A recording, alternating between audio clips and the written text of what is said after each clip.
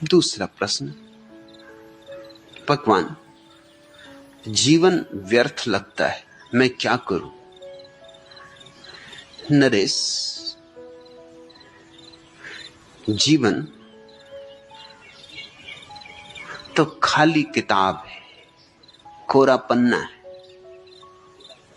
कोरा पन्ना ना सार्थक होता ना व्यर्थ होता, सिर्फ खाली होता है। उस पर क्या लिखोगे सब इस पर निर्भर करता है। गालियां लिख सकते हो, गीत लिख सकते हो। अधिक लोग गालियां लिखते फिर रोते पछताते।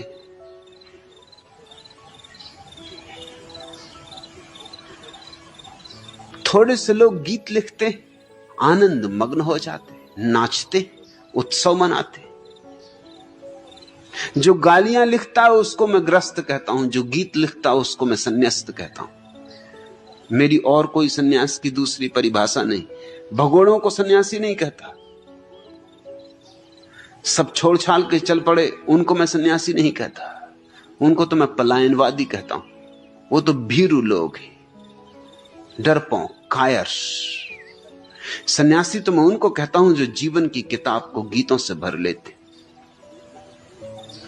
सब तुम्हारे हाथ में, हाथ तुम्हारे पास, कलम तुम्हारे पास, स्याही दावात तुम्हारे पास, जीवन की किताब तुम्हारे पास। परमात्मा ने सब तुम्हें दे दिया है, लिखो। तुम कहते हो जीवन व्यर्थ लगता है, लगेगा ही। अगर गलत सलत लिखोगे तो व्यर्थ ना लगेगा तो क्या होगा? बिना सोचे समझे लिखोगे तो व्यर्थ ना होगा तो क्या होगा? मुल्ला नसरुद्दीन के गांव में वो अकेला पढ़ा लिखा आदमी, तो लोग उसी से चिट्ठियां लिखवाने आते।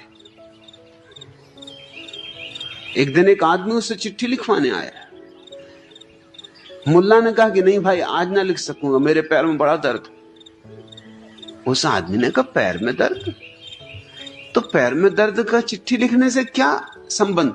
अरे चिट्ठी हाथ से लिखोगे कि पैर से लिखोगे? बैठे हो भली भांति, हुक्का पी रहे हो, जब हुक्का पी सकते हो हाथ में पकड़ के तो कलम नहीं पकड़ सकते? जरूरी है चिट्ठी।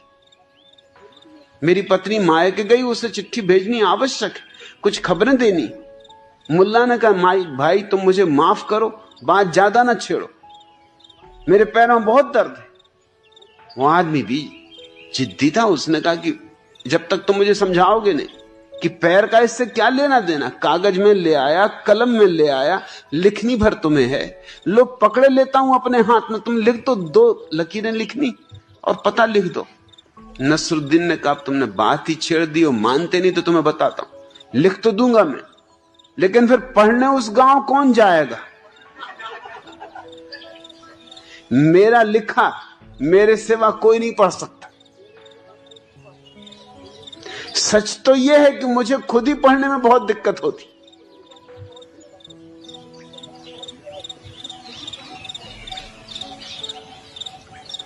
उस आदमी ने कहा क्या कह रहे हो, पढ़ने में दिक्कत होती?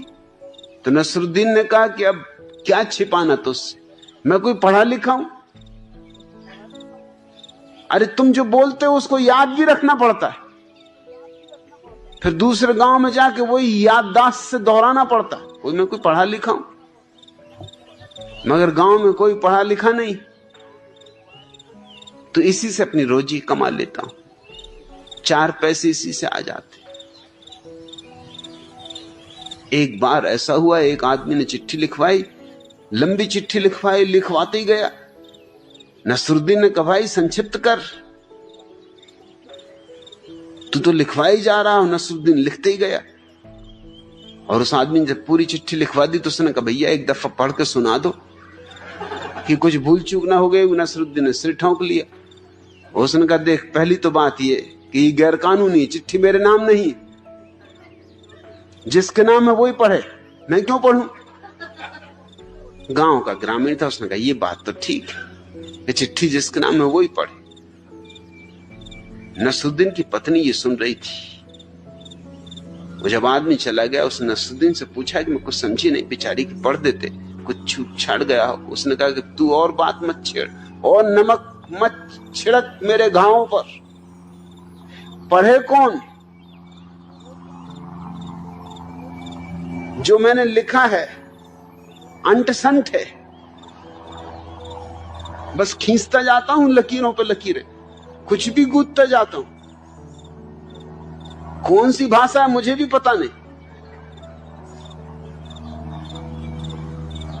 और ये आदमी होशियार मालूम पड़ता है, अगर गलत सलत पढ़ूंगा तो फौरन टोकेगा। और इसने एक एक बात लिखवा दी कि पहली, दूसरी, तीसरी। मैं खुद ही भूल गया कि कौन कौन सी बातें इसने लिखवाई, कौन 1 नंबर, कौन 2 नंबर, कौन 3 नंबर। इतनी लंबी, अब इसकी कथा कौन याद रखे।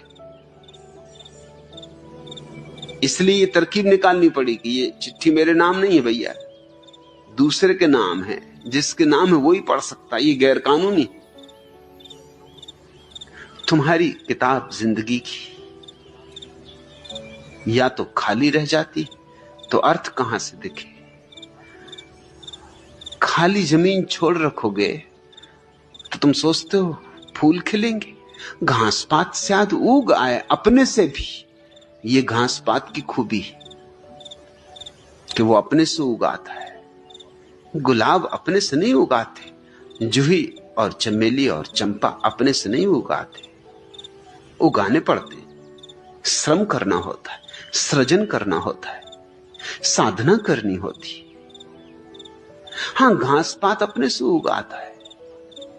मुल्ला नसरुद्दीन के पड़ोस में एक आदमी आके रहा, उसने उसका लान देखा, बहुत हरा। ऐसे भी दूसरे के लान हमेशा ज्यादा हरे मालूम होते। अपनी दीवार के पास खड़े होकर उसने नसरुद्दीन से कहा कि मैं नया नया हूं, मुझे बगीचे का कोई अनुभव भी नहीं।